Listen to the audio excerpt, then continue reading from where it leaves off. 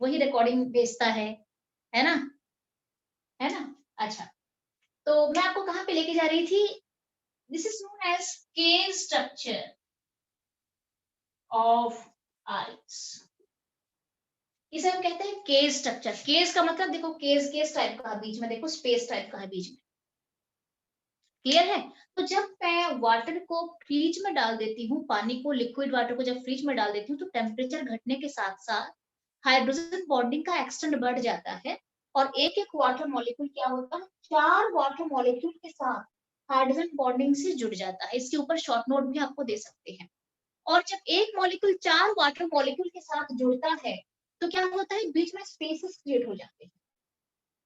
तो क्या होता है, आपने ये देखा होगा कि आप मान लो पानी का बोतल, पानी में पूरा फुल वाटर भर के, पानी के बोतल के अंदर पानी पूरा एकदम फुल पानी भर के आप रख दो फ्रिज में, जब आइस बन जाता है तो वो और ज्यादा टाइट हो जाता है। आपने देखा है? Yes ma'am. और मैम क्यों बोतल होता कभी है? बार फट भी जाती है। फट भी जाता है, फट भी ऐसा क्यों होता है? बिकॉज मैम जब वाटर डेंसिटी, आइस में मैम कन्वर्ट, वॉल्यूम बढ़ हाँ, जाती है। हाइड्रोजन बॉन्डिंग, जब वाटर आइस में कन्वर्ट होता है तो एक्सटेंट ऑफ हाइड्रोजन बॉन्डिंग बढ़ जाता है। मतलब एक एक वाटर मॉलिक्यूल, 4 वाटर मॉलिक्यूल के साथ हाइड्रोजन बॉन्डिंग बना लेते हैं। तो ऐसे में क्या होता है, स्पेस क्रिएट होता है बीच में, एम्प्टी स्पेस क्रिएट होता है। ठीक है? और जो आइस है उसकी वॉल्यूम बढ़ जाती है। जब वॉल्यूम बढ़ जाती है तो क्या होता है, मान लो आइस की वॉल्यूम बढ़ जाएगी तो क्या हो जाएगा, मैम ऑटोमेटिक है, वाटर हाइड्रोजन जितना बॉन्डिंग भी था बढ़ जाएगी। आइस ज्यादा हो जाएगा, ज्यादा एक्सटेंसिव हाइड्रोजन बॉन्डिंग है। तो इसीलिए आपने देखा होगा कि जब आप डीप फ्रीजर में डालते हो तो आइस जब बनता है तो उसका वॉल्यूम बढ़ा हुआ मिलता है, बोतल और भी टाइट होकर फट भी सकता है कई बार। This is due to extensive hydrogen bonding in case of ice. This is also known as cage structure of ice कहते हैं इसको। वाटर से आइस में कन्वर्ट होते टाइम हाइड्रोजन बॉन्डिंग एक्सटेंसिव हो जाता है, बहुत ज्यादा बढ़ जाता है, और वॉल्यूम भी बढ़ जाता है, बिकॉज बीच बीच में स्पेस वगैरह रह जाता है, खाली स्पेस। तो वॉल्यूम बढ़ने के साथ साथ क्या होता है, डेंसिटी घट जाता है। मैंने अभी आपको बताया, density is equal to mass by volume. Mass तो फिक्स है ना, मैंने 10 ग्राम वाटर को आइस बनाया है मान लो, या मैंने 100 ग्राम वाटर लिया और उसको आइस बना दिया, तो मास तो 100 ग्राम फिक्स रहेगा, बट वॉल्यूम बढ़ जाएगा। जब वॉल्यूम बढ़ जाएगा तो क्या होने वाला है, मेरा डेंसिटी घट जाएगी, और जब डेंसिटी घटेगी तो क्या हो जाएगा,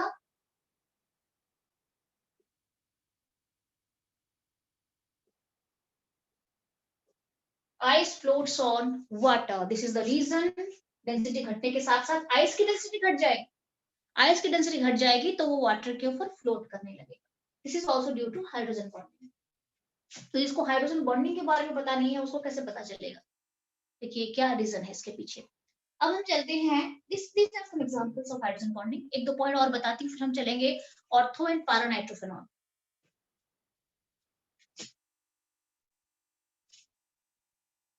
कई बार जब शॉर्ट नोट आएगा तो आपको ये स्ट्रक्चर पूछा जाता है। वाटर आइस, सॉलिड वाटर में हाइड्रोजन बॉन्डिंग का स्ट्रक्चर दिखाओ, तो आपको ये शो करना पड़ेगा इस तरीके से स्ट्रक्चर बना के। सीधा आपको पता, आपको ये अभी स्ट्रक्चर ड्रॉ कर सकते हो आराम से। यस, बीच में वाटर मॉलिक्यूल को रख देना, Yes, और ma'am. चारों कॉर्नर में 4 वाटर मॉलिक्यूल को रख देना, और बीच में हाइड्रोजन बॉन्डिंग बनाते चलना। यहाँ पे ऊपर भी जुड़ेगा वाटर मॉलिक्यूल, यहाँ पे ऊपर भी जुड़ेगा तो यहाँ पे भी स्पेस निकल आएगा।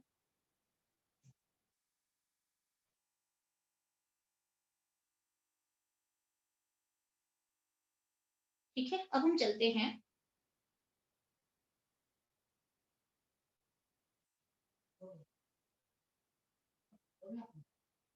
अच्छा, दूसरा, हाइड्रोजन बॉन्डिंग के साथ साथ बॉइलिंग पॉइंट बढ़ जाता है।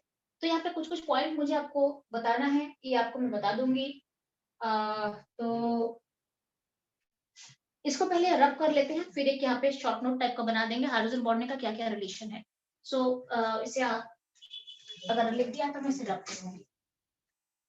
अरे यार मैं yes, ma'am. Done, all done.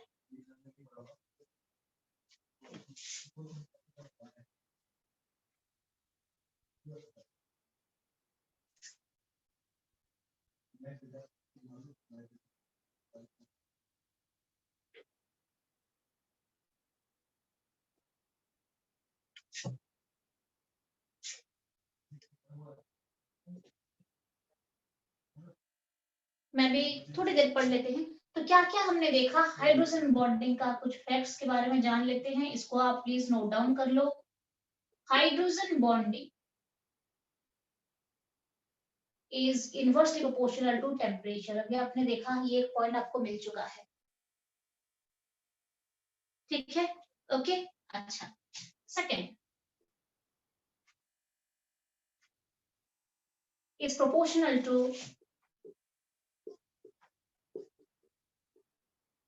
boiling point। Clear है, हाइड्रोजन बॉन्डिंग जो होती है वो बॉइलिंग पॉइंट के साथ प्रोपोर्शनल होता है। Third point,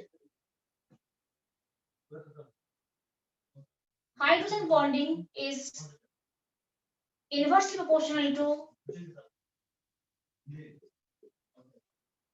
volatility. Hydrogen bonding is inversely proportional to volatility. अगर हाइड्रोजन बॉन्डिंग बढ़ा होगा, ज्यादा होगा, तो वोलाटिलिटी घट जाती है। इससे हमें और एक रिलेशन भी सामने मिलता है। आपको और एक दो पॉइंट बता देती हूँ मैं।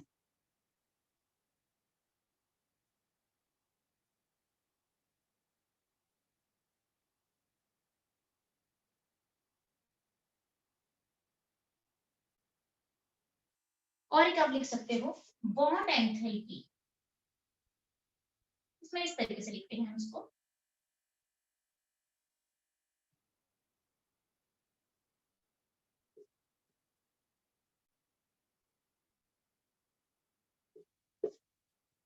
Hydrogen bonding is also proportional to bond enthalpy. Hydrogen bonding अगर ज्यादा है तो बॉन्ड एंथैल्पी ज्यादा होनी चाहिए, मुझे उस मॉलिक्यूल को तोड़ने के लिए भी ज्यादा एनर्जी चाहिए। क्लियर है? अब हम चलते हैं नेक्स्ट पॉइंट पे चलते हैं।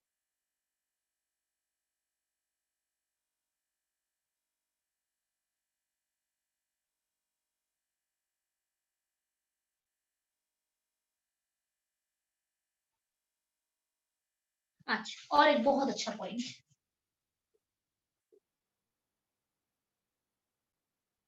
हाइड्रोजन बॉन्डिंग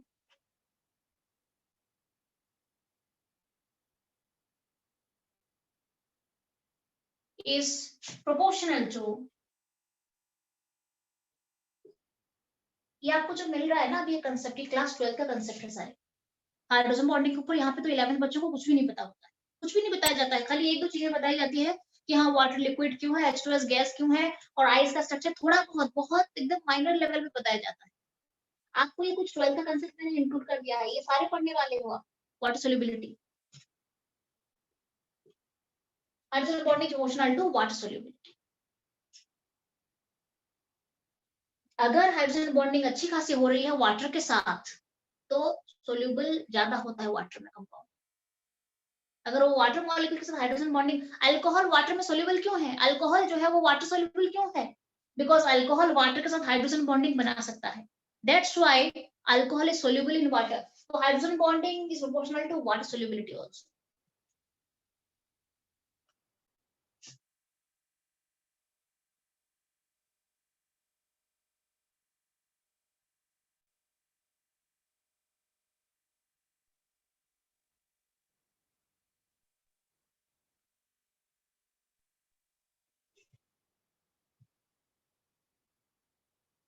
अच्छा, बहुत एक और इम्पोर्टेंट पॉइंट है,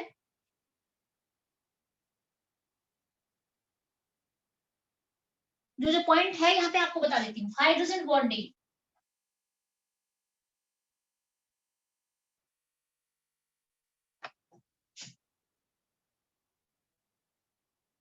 is proportional to viscosity। Viscosity पढ़ा है आपने? विस्कोसिटी,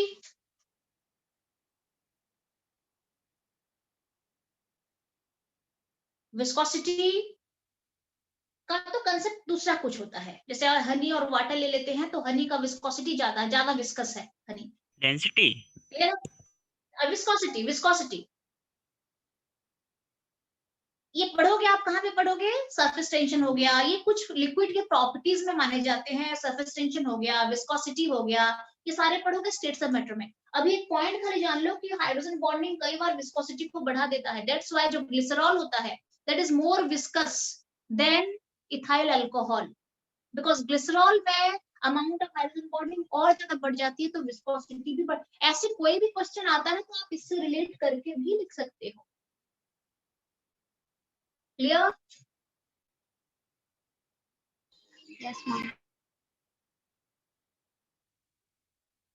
कहीं ना कहीं आपको क्वेश्चन मिलेगा रीजनिंग वाला ना, आप थोड़ा सा इनको रिलेट कर देना इसके साथ।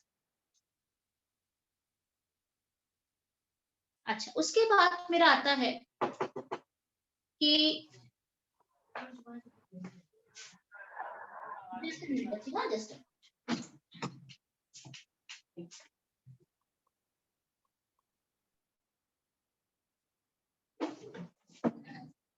ठीक है।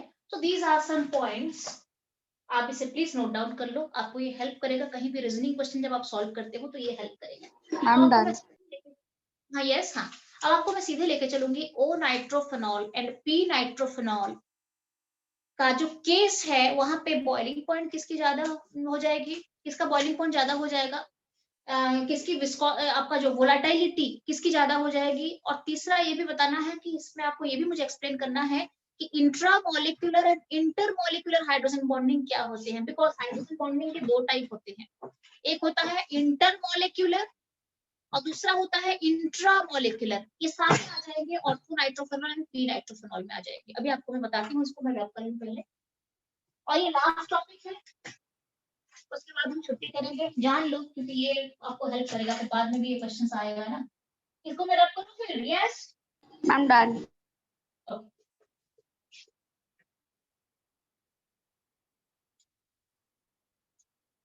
मंडे से स्टार्ट करेंगे स्टेट्स ऑफ मैटर, और मैम का क्लास है? Yes yes Deepali, yes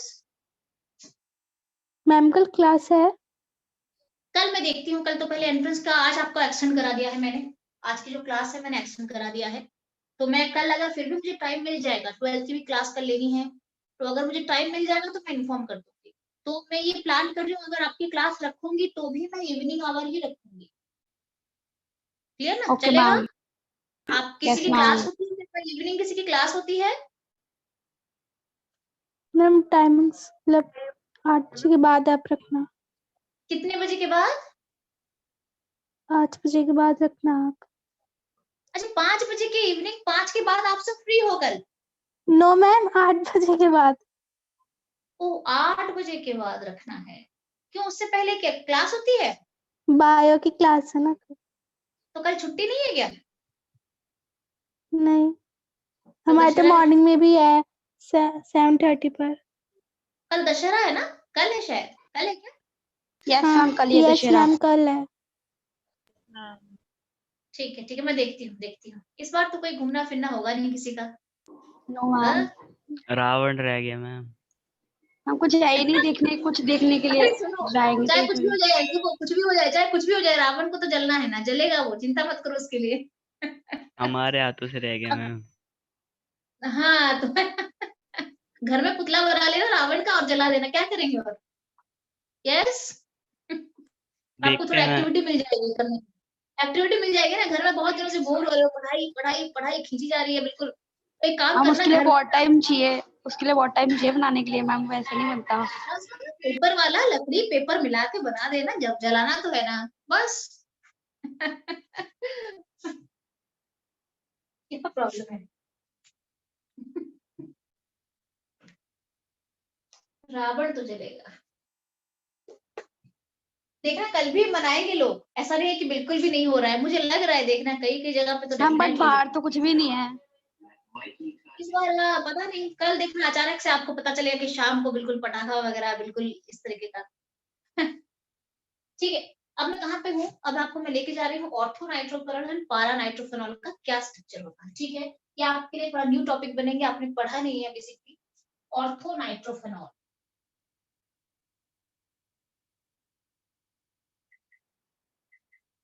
and पारा नाइट्रोफेनॉल।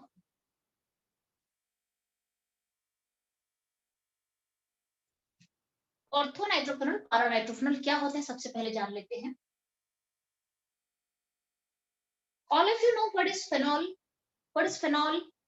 जब बेंजीन रिंग के ऊपर जब बेंजीन रिंग के ऊपर एक OH ग्रुप जुड़ जाता है, अल्कोहल ग्रुप जुड़ जाता है, हम उसे कहते हैं फेनॉल कहते हैं। या जब एक हाइड्रोक्सी ग्रुप जुड़ जाता है हम उसे कहते हैं फेनॉल कहते हैं। ठीक है, तो सबसे पहले मैं यहाँ पे आपको बना के दिखाती हूँ।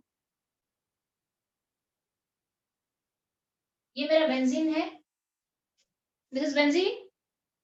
Yes ma'am. अच्छा, तो बेंजीन को हम दो तरीके से दिखा सकते हैं। एक तो हम ऐसे अल्टरनेट कंजुगेट डबल बॉन्ड बना के भी दिखा सकते हैं, या फिर हम इस तरीके से भी दिखा सकते हैं। बिकॉज बेंजीन का रेजोनेंस पॉसिबल है, इसलिए हम सर्कल बना देते हैं बीच में। डबल बॉन्ड इज मूवेबल, यहाँ पे अंदर डबल बॉन्ड घूमता रहता है, अल्टरनेट है, कंजुगेट है। क्लियर है? तो ये बेंजीन है, बेंजीन के ऊपर जब मैं एक OH ग्रुप डालती हूँ, दिस बिकम्स फेनॉल, इसको हम फेनॉल कहते हैं। ठीक है, अच्छा यहाँ पे भी फेनॉल है, तो let me draw here.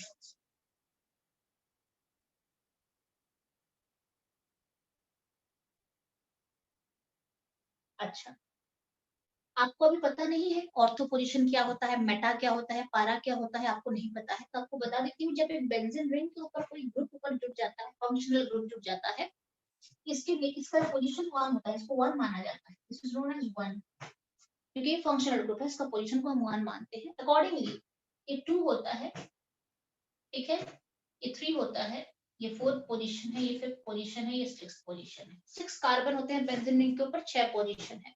Because functional group ऊपर जुड़ा है तो उसको 1 लेते हैं। फंक्शनल ग्रुप के नेबरिंग जो सेकंड को हम कहते हैं ऑर्थो। क्लियर है? उसके नेबरिंग को कहते हैं मेटा, और इसको कहते हैं पैरा ग्रुप, पैरा पोजीशन कहते हैं। फंक्शनल ग्रुप के नेबरिंग को ऑर्थो कहा जाता है, फिर मेटा आता है, फिर पैरा ग्रुप आ जाता है। क्लियर है? 100% क्लियर है? ऑर्थो, मेटा एंड पैरा कहते हैं। सिमिलरली यहाँ पे अगर मैं लेती हूँ तो this position is ortho, this is Meta and this is my para position. ठीक है, ऑर्थो नाइट्रो का मतलब है एक नाइट्रो ग्रुप ऑर्थो पोजीशन में जुड़ेगा। फेनॉल के साथ साथ ऑर्थो नाइट्रो फेनॉल का मतलब है फेनॉल के अंदर एक नाइट्रो ग्रुप ऑर्थो पोजीशन में जुड़ जाए। पैरा का मतलब, पैरा नाइट्रो फेनॉल का मतलब फेनॉल के अंदर पैरा पोजीशन में एक नाइट्रो ग्रुप का जुड़ जाए। अब थोड़ा स्ट्रक्चर को ड्रॉ कर लेते हैं। ऑर्थो, मेटा, पैरा क्लियर है? यस। मैम एक बार दोबारा बता देना ऑर्थो वाला। फेनॉल अगर ऐसे स्ट्रक्चर है तो अगर ऊपर ग्रुप, इसको फंक्शनल ग्रुप कहते हैं। ये alcohol is a functional group basically, तो यहाँ पे एक हाइड्रोक्सी ग्रुप पर डाल दिया है बेंजीन रिंग के ऊपर, this enter is phenol now. अब फेनॉल एक फंक्शनल ग्रुप है तो उसकी डोमिनेंस रहता है यहाँ पे। ठीक है, अब इसके नेबरिंग को ऑर्थो कहा जाता है, उसका नेबरिंग को मेटा कहा जाता है, और उसका नेबरिंग को नीचे की तरफ पैरा कहा जाता है। दैट मीन्स ये 1-2 पोजीशन में अगर है तो ये ऑर्थो है, 1-2 पोजीशन ऑर्थो। अगर 1-3 पोजीशन पे है तो मेटा है। 1-3 position is Meta, and 1-4 position अगर है तो इसे हम पैरा पोजीशन कहते हैं। 1-4 पोजीशन इज पैरा। क्लियर है? कोई भी फंक्शनल ग्रुप है, 1-2 को हम ऑर्थो पोजीशन कहते हैं, 1-3 का मतलब मेटा होता है, और 1-4 का मतलब पैरा होता है। इतना भी जानने की जरूरत नहीं है, सीधा ध्यान रख लो फंक्शनल ग्रुप के नेबरिंग को ऑर्थो, फिर थोड़ा नेबरिंग चलेंगे तो फिर मेटा, और फिर नेबरिंग चलेंगे तो नीचे की तरफ पैरा हो जाएगा। क्लियर है? बाकी मैम यस यस। अच्छा, फिर यहाँ पे फिर मेटा, फिर यहाँ पे फिर ऑर्थो, क्योंकि ये भी तो नेबरिंग है ना, ये भी ऑर्थो, इस तरफ जाएंगे तब भी ऑर्थो, फिर मेटा, फिर पैरा। All clear? यहाँ पे भी ये ऑर्थो है, ये भी ortho, this is also Meta and this is also para. Clear है कि नहीं है? Yes. Main functional group ortho, Meta, para, Meta, ortho. इसके नेबरिंग इस तरफ भी ऑर्थो, इस तरफ भी ऑर्थो। इसके 1-3 पोजीशन मेटा हो जाएगा, एक छोड़ के फिर दूसरा वाला मेटा, फिर यहाँ पे भी वही है, यहाँ पे भी वही। ये पोजीशन वाइज मैंने आपको बता दिया है कि ऑर्थो, मेटा, पैरा क्या होता है। पूरा एकदम रट के जाने से अच्छा है कि थोड़ा जान लो, हाँ ऐसे होते हैं। ठीक है, अब इसको मैं रब करने जा रही हूँ, आपको पता चल चुका है ऑर्थो क्या है, मेटा क्या है, पैरा क्या है। अब हम बनाते हैं ऑर्थो नाइट्रोफेनॉल बनाते हैं। इसका मतलब क्या है कि फेनॉल के ऊपर, ये तो पूरा फेनॉल है, ये तो पोजीशन का नाम दिया है मैंने, इसको अब सारा रब कर लेते हैं।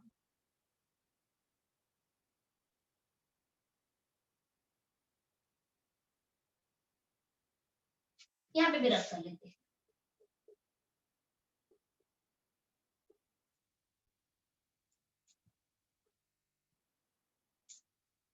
ठीक है, अच्छा अब हम बनाते हैं फेनॉल के ऊपर नाइट्रो कहां पे जुड़ा है, ऑर्थो पे जुड़ा है, दिस इज नाइट्रो, यस।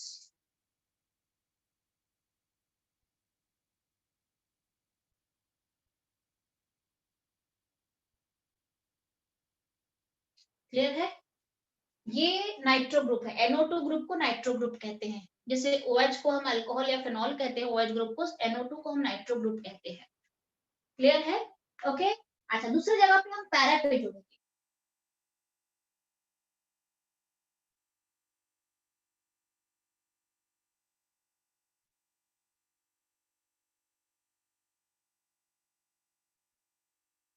ठीक है, तो यहाँ पे हम चलते हैं, इस तरीके से एक नाइट्रो ग्रुप बनाते हैं और ऐसे हम बनाते हैं, इस तरीके से बना लेते हैं।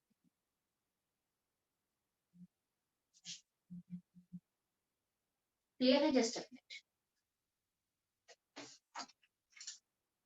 आपको थोड़ा क्लियर मैं बता देती हूँ ना, 100% क्लियर हो जाना चाहिए कंसेप्ट जो है।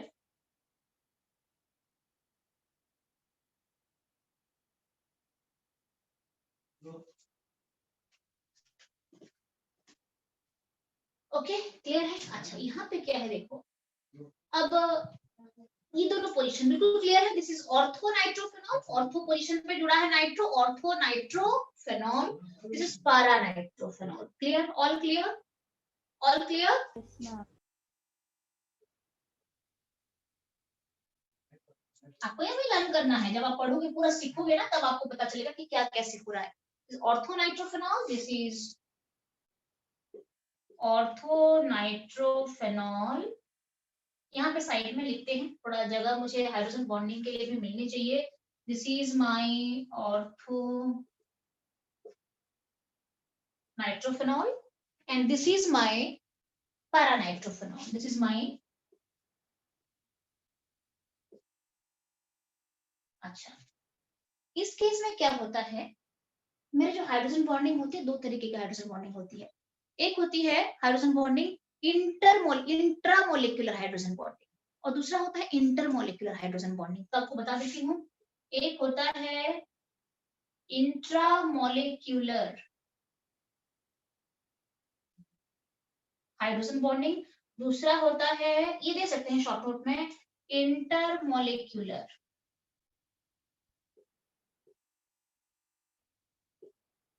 इंट्रामोलिकुलर हाइड्रोजन बॉन्डिंग क्या होती है, इंट्रा का मतलब है एक मॉलिक्यूल के अंदर हाइड्रोजन बॉन्डिंग का हो जाना, hydrogen bonding with in a molecule, hydrogen bonding, so I can write like this,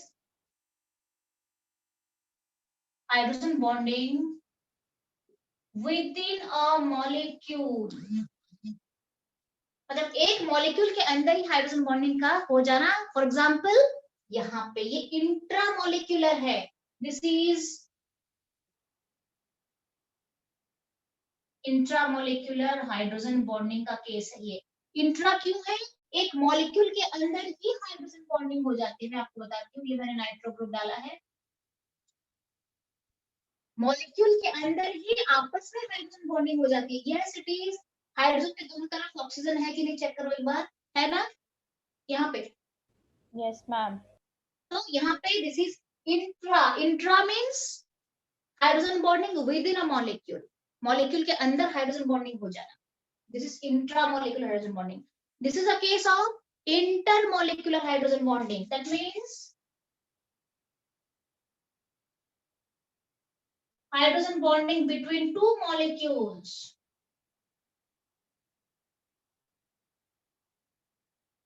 दो मॉलिक्यूल के बीच में हाइड्रोजन बॉन्डिंग अगर अलग अलग मॉलिक्यूल के बीच में हो रही है, this is intramolecular, this is intermolecular.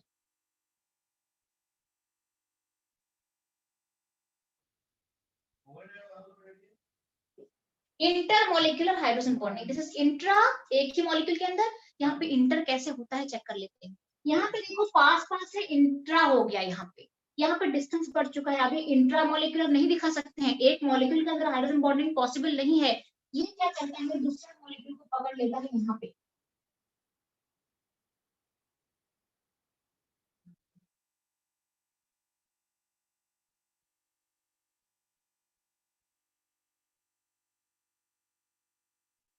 अब आप मुझे बताओ, ये पारानाइट्रोफेनॉल है, ये पारानाइट्रोफेनॉल है कि नहीं, बोलो मुझे। Yes yes ma'am. ये पारानाइट्रोफेनॉल है, ये पारानाइट्रोफेनॉल है कि नहीं, एवरीबॉडी प्लीज, है ना। Yes ma'am. अच्छा, अब इन दोनों के बीच में हाइड्रोजन बॉन्डिंग होती है, इज इट। यहाँ पे हाइड्रोजन के दोनों तरफ Yes, ऑक्सीजन ma'am. है, हाइड्रोजन बॉन्डिंग हो सकती है। This is intermolecular. इंटरमोलिक्यूलर का मतलब है दो मॉलिक्यूल के बीच का हाइड्रोजन बॉन्डिंग हम कहते हैं इंटरमोलिक्यूलर हाइड्रोजन बॉन्डिंग। यहाँ पे इंट्रामोलिक्यूलर हाइड्रोजन बॉन्डिंग है, और इंट्रामोलिक्यूलर का मतलब होता है एक मॉलिक्यूल के अंदर हाइड्रोजन बॉन्डिंग हो जाती है। और एक चीज का ध्यान रखना, आपकी intramolecular hydrogen bonding is weaker then intermolecular hydrogen bonding. दोनों में से स्ट्रॉन्ग हाइड्रोजन बॉन्डिंग कहाँ पे होती है, इंटर वाले में। जो दो मॉलिक्यूल को बीच में जो जोड़ के रखने वाला जो हाइड्रोजन बॉन्डिंग होती है, दो मॉलिक्यूल को जोड़ता है, that is stronger than intramolecular hydrogen bonding, जो कि एक मॉलिक्यूल के अंदर हो जाता है। Which one is stronger, this one is stronger. तो आपको मैंने बताया था हाइड्रोजन बॉन्डिंग के साथ बॉइलिंग पॉइंट का क्या रिलेशन है। आपको देखो अभी नोट्स दिया है मैंने, हाइड्रोजन यस मैम, बॉन्डिंग और डायरेक्टली प्रोपोर्शनल होता है। है। तो दोनों में स्ट्रॉन्ग हाइड्रोजन बॉन्डिंग किसकी हो रही है, ये इंट्रा है, ये इंटर है। किसकी स्ट्रॉन्ग है, ये वाला इंटर वाला ज्यादा स्ट्रॉन्ग है, विद इन मॉलिक्यूल वाला, सॉरी बिटवीन टू मॉलिक्यूल्स वाला। तो किसकी बॉइलिंग पॉइंट ज्यादा होनी चाहिए, मैम इंटरमॉलिक्यूल। बॉइलिंग पॉइंट इंटरमॉलिक्यूलर का मतलब पारानाइट्रोफेनॉल का बॉइलिंग पॉइंट ज्यादा हो जाएगा। क्लियर है, ऑल क्लियर। दैट मींस ऑर्थोनाइट्रोफेनॉल का बॉइलिंग पॉइंट अगर मैं चेक करूं तो पारानाइट्रोफेनॉल ऑर्थो में से पारा का बॉइलिंग पॉइंट ज्यादा हो जाएगा। क्लियर है, थोड़ा ये आपको मैं एक्सप्लेन कर दिया है इंट्रा और इंटर वाला, इसको मैं रैप कर रही हूँ। अभी लास्ट क्लास है ना, इसके बाद तो रिजॉइन नहीं करनी है, ठीक है। एक सेकंड अभी लिख रहे हैं। लिखना है क्या, प्राची लिखनी है, ये लिखना है आपको। यस, थोड़ा सा लग गया। ये वाला नीचे वाला लिख दिया था ना, ये वाला हम ये लिख दिया था। ठीक है। That means boiling point of paranitrophenol is greater than boiling point of orthonitrophenol because यहाँ पे इंटरमोलिकुलर होता है, यहाँ पे इंट्रामोलिकुलर होता है ऑर्थोनाइट्रोफेनॉल में। क्लियर है, this is orthonitrophenol, this is paranitrophenol. Volatility just opposite हो जाता है। That means which one is more volatile, देखो हाइड्रोजन बॉन्डिंग के साथ वोलाटाइल का रिलेशन मैंने बताया है, इनवर्स होते हैं। इंट्रामॉलिक्यूलर ज्यादा हो जाएगा। Intra will be more volatile, that means volatility of orthonitrophenol is greater than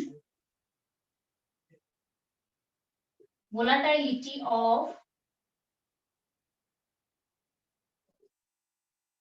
पारानाइट्रोफेनॉल। ये बहुत इंपॉर्टेंट कंसेप्ट है। बॉइलिंग पॉइंट में पारा ज्यादा बॉइलिंग पॉइंट ले रहा है, बट अगर वोलाटिलिटी चेक करूं तो ऑर्थो का ज्यादा वोलाटाइल है।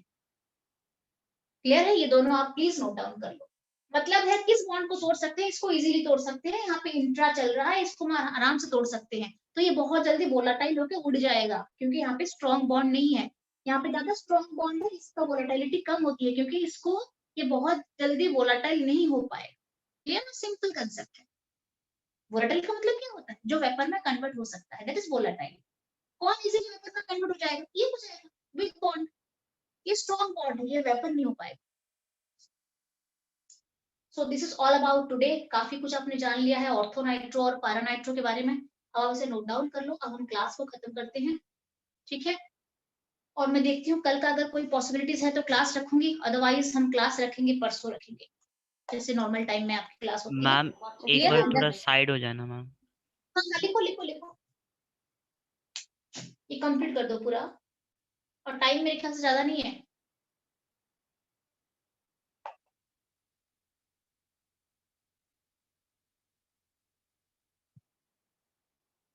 हाँ, ये बहुत इंपॉर्टेंट भी है, ये दे सकते हैं एग्जाम में। काफी सारे ये काफी मतलब फ्रिक्वेंटली आस्क्ड क्वेश्चन में से एक है, ऑर्थो एंड पैराडाइट्रोफेनॉल।